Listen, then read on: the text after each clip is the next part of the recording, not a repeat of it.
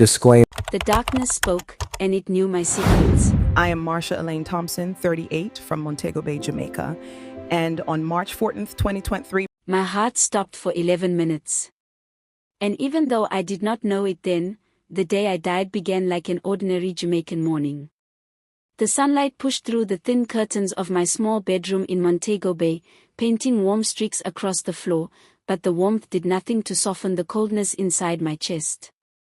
I had been living alone for 8 months since walking out of my marriage, and every morning felt like waking inside a hollow space.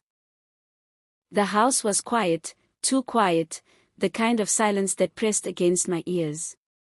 I used to crave silence during the marriage because every conversation felt tense. Now the silence tasted bitter, heavy, like something unfinished was sitting in the air with me. I moved through my small kitchen with a slow stiffness, making tea I barely sipped. My hands trembled more than I ever admitted to anyone. Stress had been living inside my body for years, but I kept telling myself I was strong. That I had done the right thing by leaving. But every quiet morning proved otherwise. I sat at the table staring at my phone, the same unread message from my husband pinned at the top. Marsha, please answer. Even if it is just to say you are alright. I refused to open it. My chest tightened every time I saw his name. I had told myself I was done, that he did not deserve access to my heart after all the years he made me feel invisible. But the truth was simpler. I did not know how to deal with the hurt we both created. Our last months together were filled with quiet wars. No shouting, no dramatic scenes, just a long, dragging silence that felt sharper than any argument. I remembered the way he would come home late, tired from work, smelling of exhaustion and disappointment. I remembered how I would turn away without greeting him, pretending to be asleep, pretending his presence meant nothing to me. I remembered the nights I cried quietly into the pillow so he would not hear, and the mornings when he tried to ask what was wrong and I shut him out with a cold, dismissive answer. I thought silence was safer than confrontation. I thought distance was protection. I thought withdrawing was harmless. But bitterness grows in silence faster than it does in war. I rested my forehead on the table, fighting the trembling inside me. I could feel my pulse fluttering unevenly. My breath was shallow, as if my body was carrying more than it was built for. Sometimes I wondered if the resentment itself had weight, like a stone strapped to my heart. As I sat there, memories drifted up slowly, uninvited. I saw myself washing dishes one night while my husband stood behind me, trying to apologize for forgetting our anniversary. I remembered how tight my throat felt, how I refused to turn around. "You're always sorry," I whispered then. "But sorry cannot fix everything." He reached for my shoulder, but I stepped away. It was such a simple moment. But in the divine courtroom later, I would learn that small moments carry covenant weight. Another memory followed, one that cut deeper. A Sunday morning. Church clothes laid out. Me sitting at the edge of the bed in silence while he stood at the door watching me. "Marsha, we cannot keep living like this," he said softly. I said nothing. I picked up my purse, walked past him, and left him standing alone. At that moment, I felt powerful. But recalling it now, all I felt was shame. The tension had become our daily companion. And in Jamaica, where everybody believes marriage supposed to survive anything, the pressure felt heavier. Neighbors had their opinions. Church sisters offered prayers without understanding. Everyone knew something was wrong, but nobody knew the wounds running beneath my skin. That morning, my aunt called to check on me. "Marsha, you sure you're alright? You sound tired." "I am fine," I lied, swallowing the tremble in my voice. But she heard it. Jamaican women always do. "Child, bitterness go kill ya if you're not careful." Her words struck something deep inside me. I ended the call quickly, pretending I had things to do. But the truth was, her warning echoed inside me like a prophecy. By mid-morning, I felt the anxiety building in my chest like a slow tide. My breath grew shorter, my heart tapping faster and faster. I tried to distract myself by cleaning, folding laundry, anything to avoid thinking about the marriage I had abandoned. But the memories kept flooding, every slight misunderstanding, every silent night, every moment I walked away instead of speaking truth. I touched my chest, feeling a sharp pinch beneath my ribs. My fingers curled around the fabric of my shirt as heat spread across my back. I leaned against the wall, trying to steady myself. "Not now, please, not today," I whispered. My phone buzzed again. His name glowing on the screen. I stared at it, breath shaking. I refused to answer. My heart pounded harder. The breaking point came unexpectedly, soft, quiet, terrifying. A wave of dizziness washed over me. The room tilted. My vision blurred. And for a moment, I felt like a child again, frightened, alone, unprotected. I reached for the table but missed. My knees buckled. The world dimmed at the edges. A sharp pain tore through my chest like something ripping open inside me. My breath faltered. My body folded. And as I collapsed to the ground, everything I had buried for years rose inside me all at once. Regret.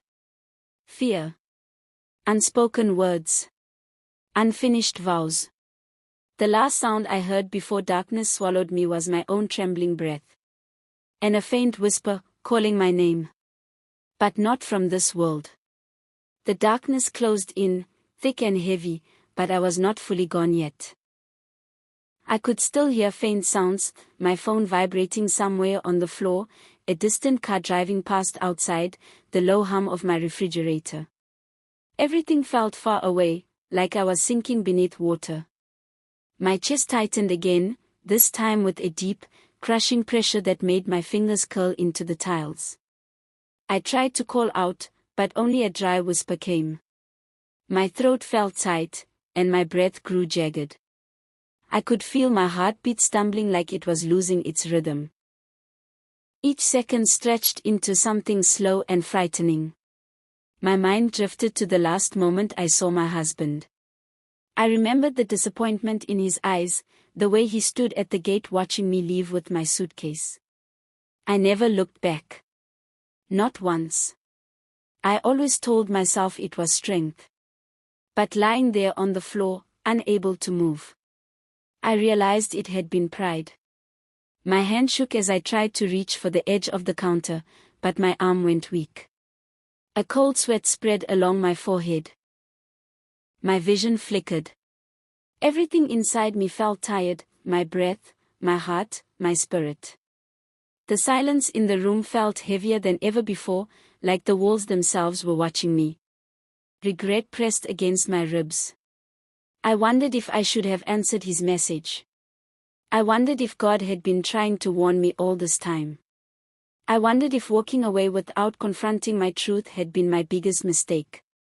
A small, cracked sound escaped my mouth, a sob I could not hold back. Tears pooled at the corners of my eyes, sliding down my temple onto the cold floor tiles. I felt exposed. All the armor I used to carry, the silence, the bitterness, the distance, was gone in that moment. My breath became shorter, then painfully shallow. My spirit was trembling. Suddenly the phone began ringing loudly, the vibration echoing through the quiet room. It startled me, filling me with a sharp fear. The sound felt urgent, almost like a warning. My pulse raced in my ears. The ringing stopped. Then it started again. Then again. Someone was calling desperately, my aunt, maybe, or my husband, or someone who felt something was wrong. But I could not move. I could not answer. I could not speak. My heartbeat thudded so loudly inside my chest that it drowned every other sound. The room around me started fading into shadows. My fingertips tingled. My lips felt numb. I wanted to pray, but the words were tangled in my throat. I tried to whisper, "Father, help me." But only a faint exhale came out. The fear grew heavier. It pressed against my ribs like a weight. My mind drifted, flashes of my wedding day appeared out of nowhere. Me standing in a white dress beneath the Jamaican sun.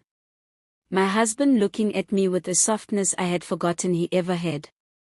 Our vows whispered with trembling hands and hopeful hearts. The memory hit me so hard that my chest tightened even more. How did we go from that to this? How did covenant become a quiet battlefield? How did love unravel into silence? The phone stopped ringing again, leaving the house in an eerie stillness. Then a new sound drifted in, distant at first, the muffled voice of a neighbor passing outside the gate. Footsteps. A dog barking. The everyday world carried on while I felt myself slipping away. My vision dimmed again. A cold flush spread across my face. My heart stuttered, then slowed. I felt a heavy wave washing over my consciousness, like my thoughts were being pulled underwater. I blinked slowly, but each blink took longer to open. The ceiling above me blurred into white streaks. I felt my soul begin to loosen. A soft buzzing filled my ears. My body felt hollow. My limbs felt weightless. I knew I was dying. I tried one last time to inhale deeply, but the breath collapsed halfway in my chest, slicing through me with a sharp pain. My mouth opened in a silent gasp. Tears streamed freely now. Not tears of physical pain, but tears of realization. Realization that I had lived with bitterness. Realization that I had pushed love away. Realization that pride had trapped me in silence. Realization that my marriage had died long before my body did. My eyes fluttered. The room flickered again, brighter, then darker. My hearing faded until only one sound remained, the faint, slowing thud of my heartbeat. Then something strange happened. The air around me shifted.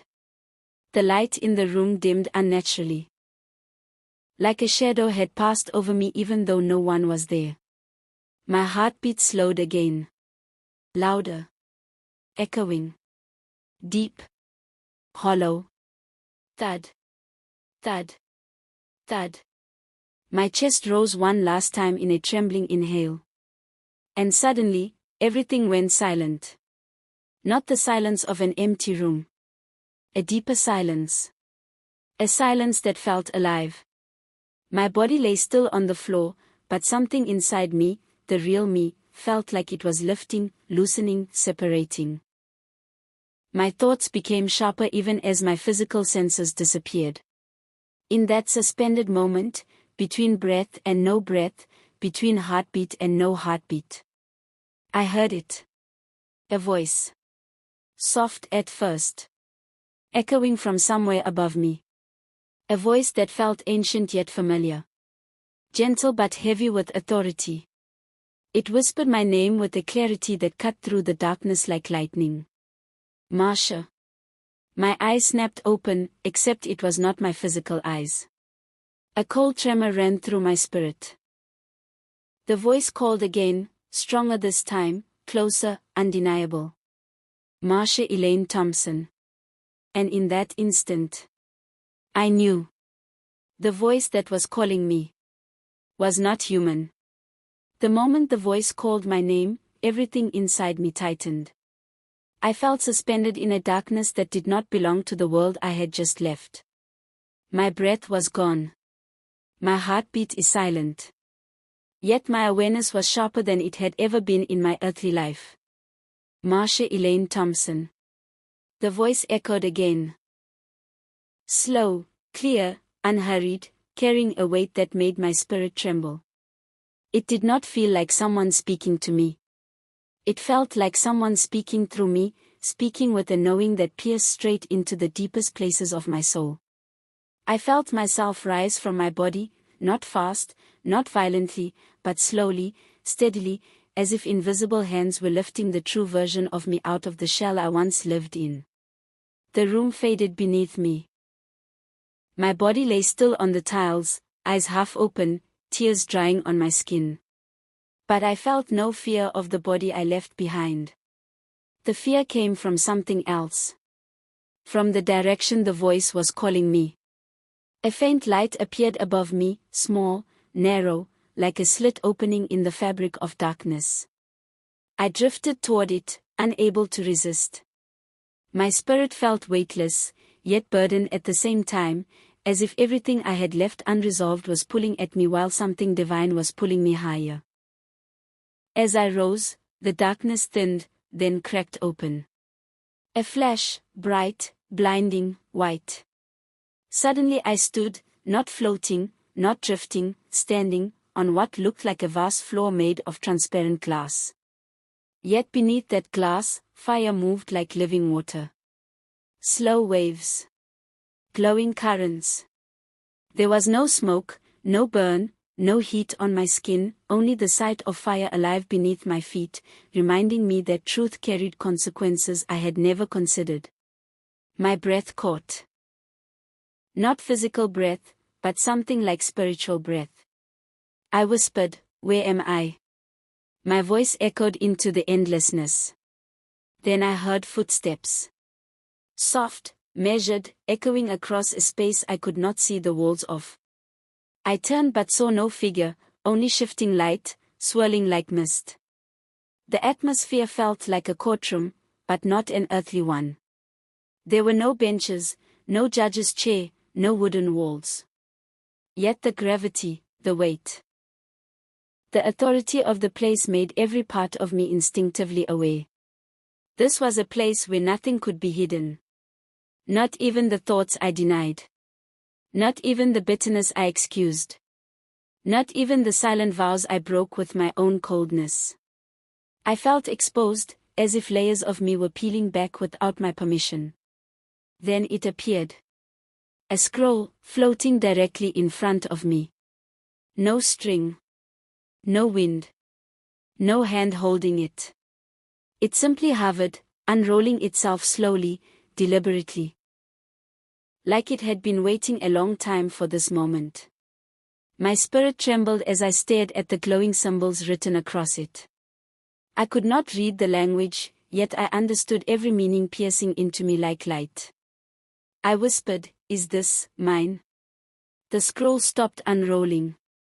And a voice, not loud, not angry, but firm enough to silence everything around me, answered from everywhere and nowhere at once. "This is the record of your covenant." My spirit froze. I felt something shift in the air. Another object appeared, larger, wider, thicker. A book. A book made of light itself. Each page shimmered like liquid gold, yet its edges glowed white as flame. It opened on its own, and the weight of its presence made me want to fall to my knees. The covenant book. My marriage record before God. Not a record of our happiness. Not a record of who hurt who the most. But a record of truth, raw, divine truth. A truth I had avoided my entire marriage. The book tilted toward me, and I saw something that crushed me instantly. My wedding vows, replayed in living light. Not words. Not memories. Not a video. The actual moment, alive, breathing, radiant. I watched myself younger, hopeful, trembling as I held my husband's hands. I watched him repeating his vows with sincerity. And then the vows I made, the promises I spoke before God. Promises I broke quietly, silently, behind smiles and cold shoulders. My spirit trembled violently. "I did not mean to break them," I whispered. A wave of silence passed through the courtroom, heavy, overwhelming, suffocating in its clarity. Then the divine voice spoke. "Covenant is not judged by what you meant. It is judged by what you lived." The words hit me so hard my spirit felt like it cracked. I stumbled back, covering my face with trembling hands. My body on earth had known pain, but that moment brought a different kind of pain. Pain of truth, pain of self-confrontation, pain of seeing myself through God's eyes instead of my own excuses. Light swirled in front of the covenant book. Scenes from my marriage began to appear. Scenes I thought were insignificant. Scenes I had forgotten. Scenes I had justified. But heaven had recorded them all. The first scene replayed. Me turning my back when my husband tried to apologize. Another scene. Me smiling at church but ignoring him at home. Another. Me venting to friends but never speaking honestly to him. Another. Me sleeping on the edge of the bed, facing the wall, refusing to let him hold me. Another. Me packing my suitcase while he cried quietly at the door. My spirit broke, completely broke. Each scene replayed not with accusation, but with clarity so sharp it cut through every false story I told myself. And with each scene came the same realization. I had wounded him in ways I never admitted. I had broken the covenant through silence. I had used bitterness as a weapon. Tears, spiritual tears, fell from my eyes as I watched scene after scene unfold without mercy. Not to destroy me, but to expose me. At that moment, for the first time in my life, I understood. Heaven does not judge the outward actions alone. Heaven judges the hidden motives. I felt myself collapsing internally, my spirit sinking under the weight of truth. I whispered through trembling breaths. I did not know. I did not know it counted. I did not know silence could wound so deeply. But the voice replied. You knew enough to choose differently. My knees buckled. My hands shook. The courtroom pulsed with light. It was only the beginning. The light around me grew brighter, so bright I had to shield my face with trembling hands. But here, hiding was impossible. Truth had no shadows, no corners to avoid, no space to bury shame. Everything stood naked before divine clarity. The covenant book flipped to another page, slowly, deliberately, like a judge preparing evidence. And suddenly, a memory I had buried deep in my heart rose before me. It was the night I walked out. I watched myself folding clothes into a suitcase with stiff hands. I remembered how I refused to look at my husband, how cold my silence was. I remembered the bitterness pushing every movement. And I saw something I never saw on earth. The way he cried when I turned away. On earth, bitterness kept me blind. In the afterlife, there was no blindness. My spirit buckled as I watched the scene. I wanted to scream, stop, please stop, but the book continued turning its pages. Next scene. My husband is sitting alone at the dining table, one plate in front of him, waiting for a conversation I never gave. Another next scene. Me reading his message and ignoring it, letting it sit unread, letting bitterness become my comfort. Oh Jesus, not this next scene.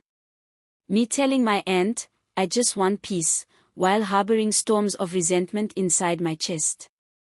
Next scene. Me kneeling beside my bed, praying for God to fix him, when heaven saw clearly that it was my heart that needed to soften. Each revelation struck like a blow. My spirit trembled violently. My knees hit the transparent glass floor, fire swirling beneath it as if reacting to truth. I cried out, I did not know how broken I was. I did not know I was hurting him too. I only saw my pain, not his. Silence fell again. The heavy kind of silence. The kind that feels like a verdict approaching. Then the divine voice spoke once more, slow, unshakable, drenched in righteous clarity. Bitterness blinds. You chose resentment over truth. You chose silence over healing. You chose pride over covenant. The words hit in waves, each one heavier than the last.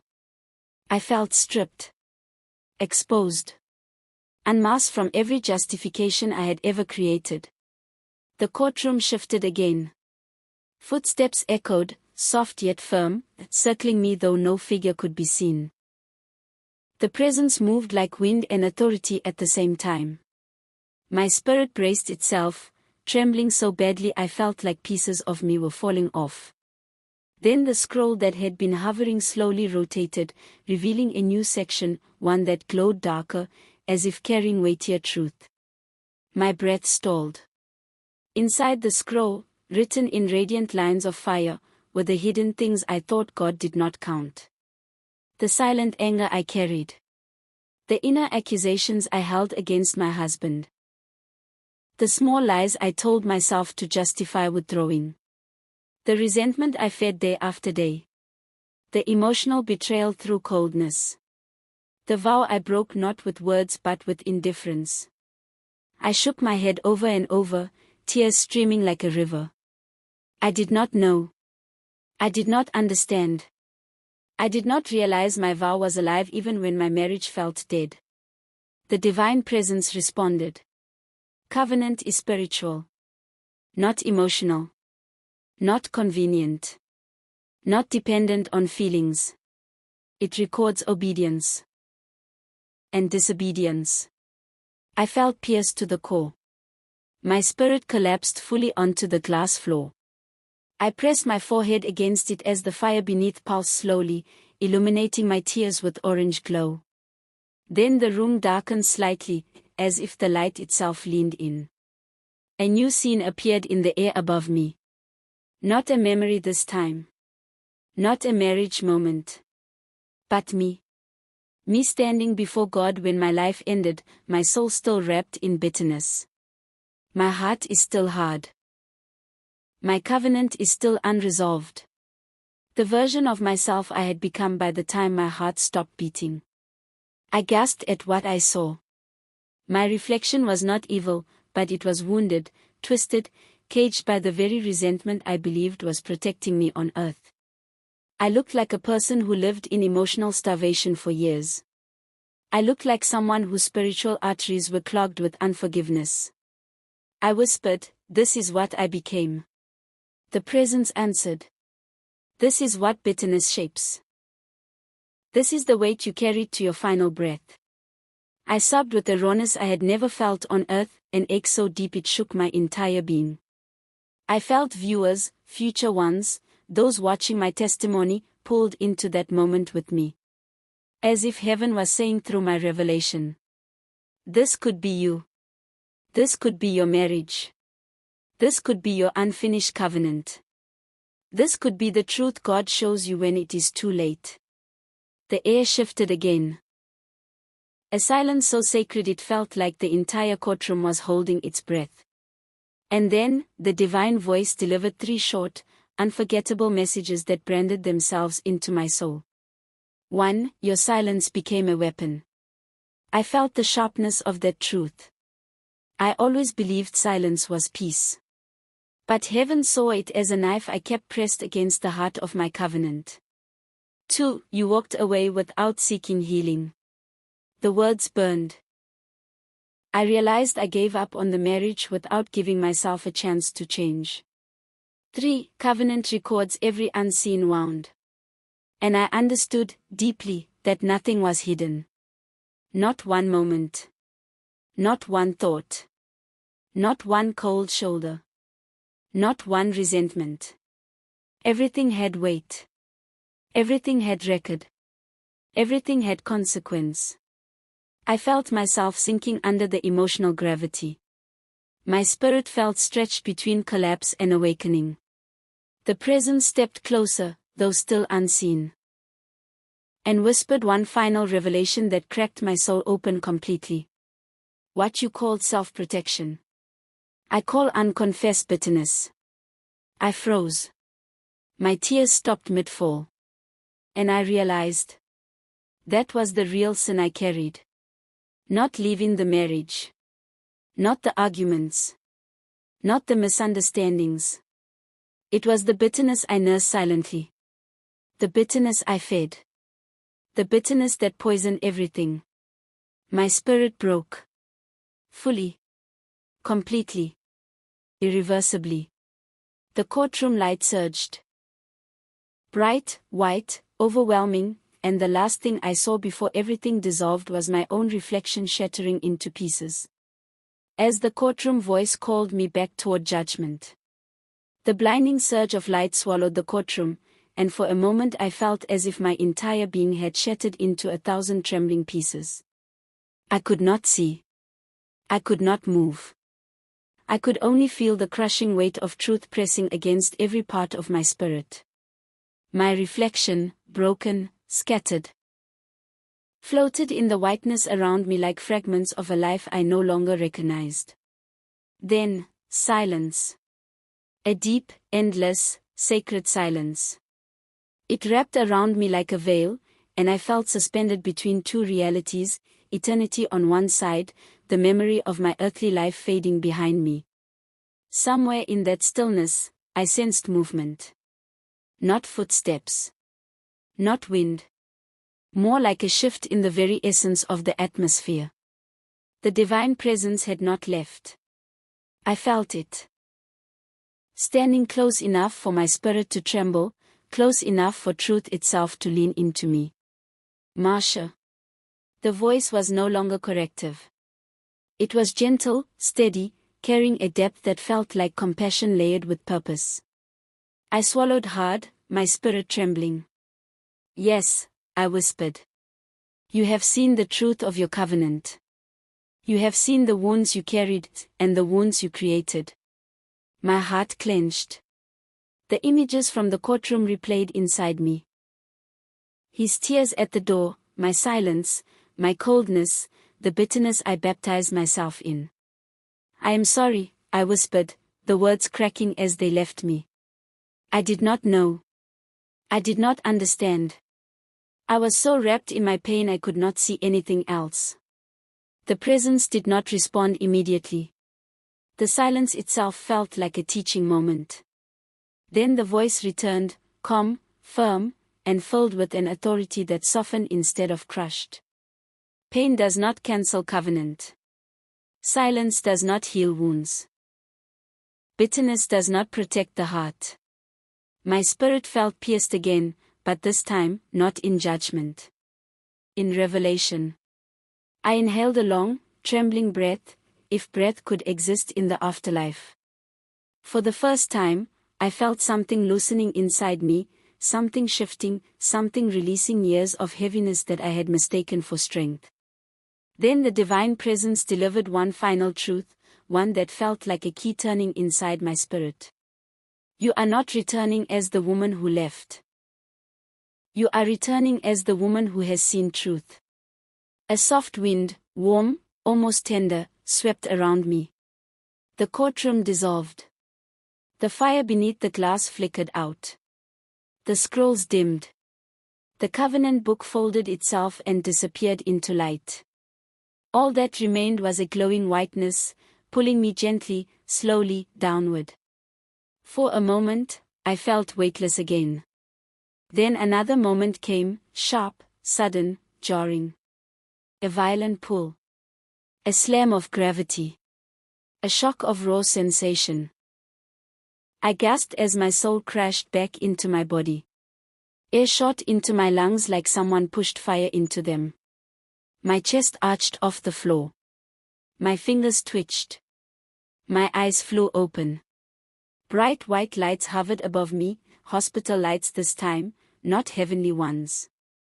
Nurses shouted, their voices cracking with urgency. She is back. She is back. Check her vitals. Stay with us, ma'am. My breath came in jagged gasps, each inhale scraping my throat like sand. My heart hammered against my ribs, trying to find its rhythm. My whole body trembled violently. I reached for my chest with shaky hands. The coldness of the hospital air wrapped around my skin. The monitors beeped rapidly. A nurse pressed my shoulders gently, grounding me. You had a cardiac arrest, she said softly. 11 minutes. We almost lost you. Tears spilled instantly from the corners of my eyes, hot, unstoppable, overflowing. Not from fear. From memory. I had seen the truth. I had seen the covenant. I had seen myself. And I could never return to who I was. When the nurses stepped out to give me space, I stared at the ceiling in a trembling silence. Every revelation from the courtroom replayed inside me like a heartbeat. My silence was a weapon. My bitterness was a chain. My pride was a wall. My wounds were the lens I judged my husband through. And worse, I thought God was ignoring my pain. But in truth, I never surrendered it. I let it become my identity. As I lay in that hospital bed, my chest aching with every inhale, I felt the weight of my own transformation settling over me like a mantle. I whispered through tears, "Father, forgive me, forgive the woman I became." My heart softened in a way I never believed possible. A softness rooted not in naivete, but in revelation. My husband walked into the hospital later that evening. The moment I saw him standing in the doorway, eyes swollen, face tired, hands shaking, I broke into tears. Not the sad kind. Not the desperate kind. The kind born from clarity. He stepped closer. "Marsha, I thought I lost you." His voice cracked. For the first time in years, I did not turn away. I did not hide behind coldness. I did not armor myself with resentment. I held out my hand. He froze for a moment, shocked. Then he took it gently, almost reverently. "I have things to say." My voice trembled with truth. Things I should have said long ago. He pulled a chair close, fear and hope mixed in his eyes. "I was bitter," I whispered. "I was silent. I was proud. I wounded you with the same tools I used to protect myself." He exhaled shakily, tears forming. "And I failed you in ways I never understood," he admitted softly. "I swear to God I never cheated, you only assumed, but I apologize for letting you have that dealing of assumptions." "I am sorry," he said. "You as a man, can you let your ego rest and apologize for your woman, or you as a woman can you ignore your pride and apologize to your partner after assumptions? Tell me in the comment section." We talked, not to fix everything instantly, but to start unveiling the truth neither of us had confronted. Forgiveness rose slowly, like dawn breaking over the ocean. Not forced. Not rushed. But real. But I also set boundaries, healthy ones. Not walls. Not weapons. Just truth. I told him, whatever happens going forward, it must be built on honesty, not fear. Not silence. And for the first time in our marriage, we both agreed. From that day onward, something in me remained different. I prayed with transparency. I spoke with clarity. I felt conviction quickly. I chose forgiveness intentionally. I guarded my heart from bitterness like a person guarding their last breath. There were days I cried. Days I struggled. Days the old resentment tried to return. But each time, I remembered the courtroom. The fire under the glass floor. The scrolls. The covenant book. The divine voice calling my name. And I whispered, I will not go back to who I was. Truth had reshaped me. As I sit here now, alive when I should be gone, there is one truth I must pass on to you. What you call hurt feelings can become the very bitterness heaven judges. Covenant does not break in paperwork. Covenant breaks in the silent moments. The unspoken resentments. The unseen wounds. The hardness you allow to grow inside your heart. And when you die, God does not show you what you felt. He shows you what you lived. There are things couples ignore, things that seem small, things they think God will overlook, but in the courtroom I entered, I learned that heaven counts them with frightening clarity. Let me tell you a few of them. 1. The quiet disrespect. Not shouting. Not insults. Just those small moments when you speak with a tone that cuts. Or a silence that freezes your partner out. Heaven recorded everyone. How to settle it. Talk honestly. Say, I know I hurt you with my silence, or, I am sorry my tone is sharp.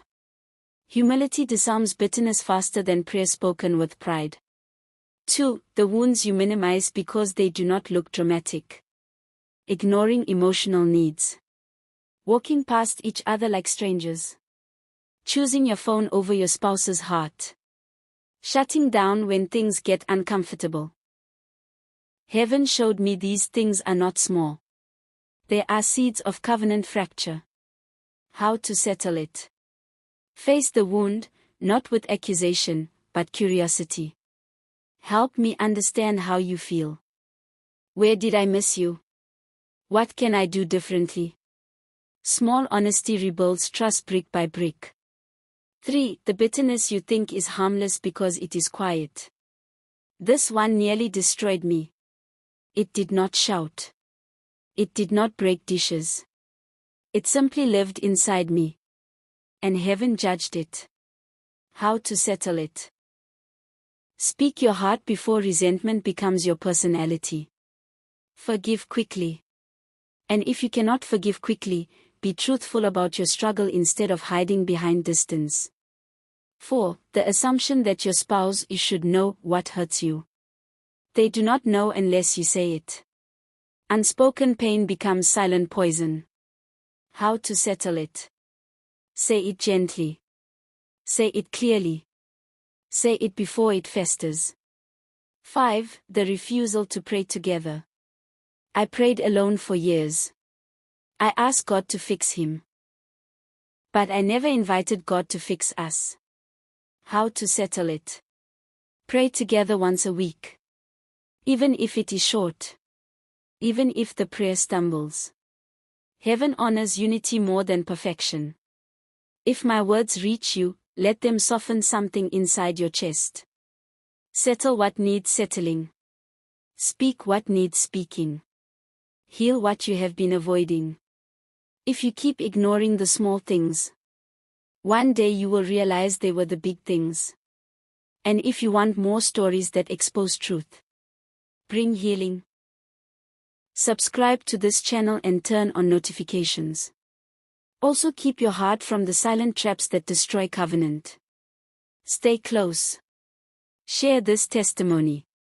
And let us walk together into a marriage shaped not by pain, but by truth.